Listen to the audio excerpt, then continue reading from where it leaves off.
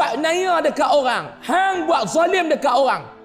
Dalam hadis yang lain ada satu sumpah yang Allah Ta'ala sumpah, aku akan tolong orang yang kena zalim ni, aku akan tolong, kata Allah.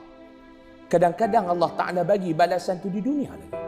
Kadang-kadang balasan yang Allah Ta'ala bagi ni kena kepada orang yang kita sayang.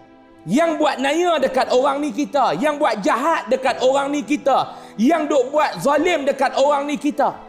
Tangan orang yang dizalimi ni ditadahkan kepada Allah Subhanahu wa Ta'ala. Ya Allah, berikanlah pembalasan kepada orang yang menzalimi aku, ya Allah. Ya Allah, engkau berikanlah pembalasan kepada mereka yang bersekongkol dengan mereka yang menzalimi aku, ya Allah.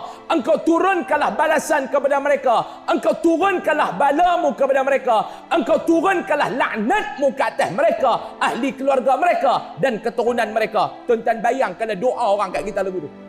Allah turun bala ni kadang-kadang bukan kena atas batang tubuh kita, tetapi kena atas batang tubuh orang yang kita sayang. Tak kena pada kita, kena kepada anak kita. Tak kena pada anak kita, kena pada cucu kita. Jangan buat naya dekat orang.